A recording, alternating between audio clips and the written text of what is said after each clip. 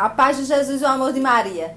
Domingos Sávio foi um estudante italiano, aluno de São João Bosco, e toda a sua vida foi composta por uma busca da santidade segundo a fé católica.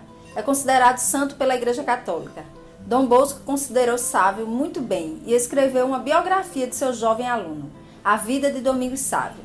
Este volume, juntamente com outros relatos dele, foram fatores críticos em sua causa para a santidade. Apesar de muitas pessoas terem considerado que Sávio havia morrido em uma idade demasiado jovem, 14 anos, para ser considerado santo, foi considerado elegível para tal honra singular com base em sua exibição de virtude heróica em sua vida cotidiana. Ele é a única pessoa de sua faixa etária que foi declarado santo não com base em ter sido mártir, mas na base de ter vivido o que era visto como uma vida santa. Sávio foi canonizado como um santo em 12 de junho de 1954 pelo Papa Pio XII, fazendo dele o mais jovem santo não mártir a ser canonizado na Igreja Católica. Até as canonizações de Francisco e Jacinta Marto, os videntes piedosos de Fátima, em 2017.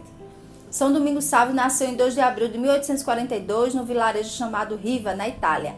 Era um dos 3 filhos de Carlos Sávio Ferreira e Dona Brígida, que era costureira. São Domingos Sávio foi aluno de São João Bosco e suas atitudes de devoção chamavam a atenção de todos. Ainda quando criança, ia à igreja para rezar. Se o templo estivesse fechado, ele simplesmente se ajoelhava de frente à porta, ficava ali em oração até abrirem a igreja. Ele permanecia assim, na neve, na chuva, no sol, no calor, no frio. Aos 12 anos de idade, Domingos Sávio se encontrou com São João Bosco e passou a fazer os estudos secundários, como eram chamados na época. Domingos era inteligente, sempre com boas notas.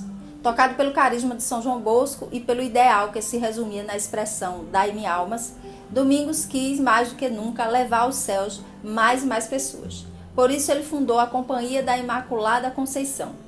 Várias vezes disse a Dom Bosco: quantas almas esperam nosso auxílio na Inglaterra? Oh, se eu tivesse forças e virtude, quisera ir agora mesmo e com sermões e bom exemplo convertê-las todas a Deus. Tomado pela tuberculose, voltou à casa dos pais, onde morreu serenamente, exclamando aos pais: adeus, queridos pais, estou tendo uma visão linda, que lindo.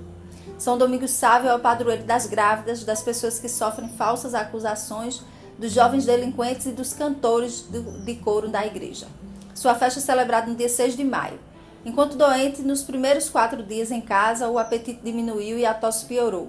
Isso levou os pais a mandá-lo ao médico, que de imediato pediu repouso ao leito. A inflamação foi diagnosticada e, como era costume naquela época, o médico decidiu realizar a sangria. O médico cortou o braço de Domingos 10 vezes no espaço de 4 dias. E agora é considerado que isso provavelmente apressou sua morte. Em sua biografia, João Bosco registra que Domingos estava calmo durante todo o procedimento. O médico assegurou aos pais que o perigo havia passado e agora só restava para ele se recuperar. Domingos, no entanto, tinha certeza de que sua morte estava se aproximando e pediu permissão para fazer sua confissão e receber a comunhão. Embora achassem desnecessário, seus pais mandaram chamar o pároco, que ouviu a confissão de Domingos e administrou a Santa Eucaristia. Depois de 4 dias, apesar da convicção do médico e de seus pais de que ele iria melhorar, Domingos pediu que ele recebesse a unção dos enfermos, em preparação para a morte. Mais uma vez, seus pais concordaram em agradá-lo. Em 9 de março, ele recebeu a bênção papal. Dom Bosco registra que, ao longo desses dias, ele permaneceu sereno e calmo. Na noite de 9 de março de 1857, depois de ser visitado por seu pároco, ele pediu ao seu pai que lesse as orações para o exercício de uma morte feliz do seu livro de devoções. Então ele dormiu um pouco e logo acordou e disse em uma voz clara: adeus, papai, adeus. O que foi que o pároco sugeriu para mim? Eu não me lembro. Oh, que coisas maravilhosas que eu vejo. Com estas palavras, Domingos morreu. No entanto, a princípio pareceu a seu pai que ele estava dormindo. O pai de Domingos escreveu em uma carta a João Bosco, transmitindo a notícia da morte de seu filho. Com o coração cheio de tristeza, enviou-lhe esta triste notícia: Domingos, meu querido filho e seu filho em Deus, como um lírio branco, como Luís de Gonzaga, entregou sua alma a Deus em 9 de março, depois de ter recebido com a maior devoção os últimos sacramentos e a bênção papal. Dom Bosco narra que antes de chegar ao oratório, Domingos confessou e comungou uma vez por mês. Depois de ouvir uma homilia sobre os sacramentos, ele escolheu um padre como seu confessor regular. A regularidade com que Domingos se aproximava dos sacramentos aumentava, e no final daquele ano, conforme o conselho de seu confessor, Domingos estava recebendo comunhão diariamente. Ele tinha uma intenção especial para a Eucaristia todos os dias da semana. Dom Bosco observa que sempre que permitido, Domingos acompanhou avidamente o padre e que ele também mantinha o hábito de se ajoelhar na rua se encontrasse a Eucaristia sendo carregada por um sacerdote, como era costume nos países católicos. E um dos fatos notórios da vida do menino Domingos Sávio foi quando sua mãe estava grávida, e devido a esse fato ele é considerado protetor das grávidas. Aconteceu que em 12 de setembro de 1856, Domingos pediu permissão a João Bosco para ir para casa, dizendo que sua mãe estava doente, embora não tivesse recebido nenhuma comunicação. A mãe de Domingos estava então esperando um bebê e estava com muita dor. E quando Domingos chegou à casa, ele abraçou e beijou sua mãe e então saiu. Sua mãe sentiu sua dor deixá-la e a irmãzinha de Domingos, Caterine, nasceu.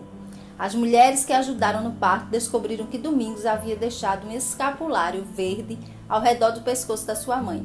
Sua irmã Teresa usou mais tarde o mesmo escapulário quando estava em um trabalho de parto. Ela testemunhou que tinha sido passada para várias outras mulheres grávidas e mais tarde foi perdida. Bela história desse jovem, não é?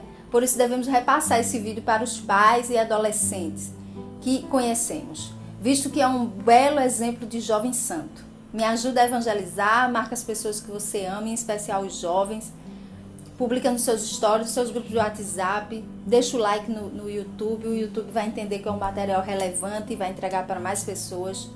E me ajuda a evangelizar, em especial os jovens e as crianças.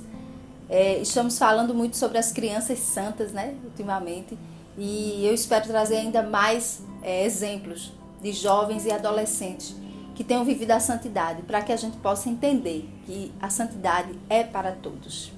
Então, eu conto com você nessa evangelização. E até sábado, se Papai do Céu nos permitir.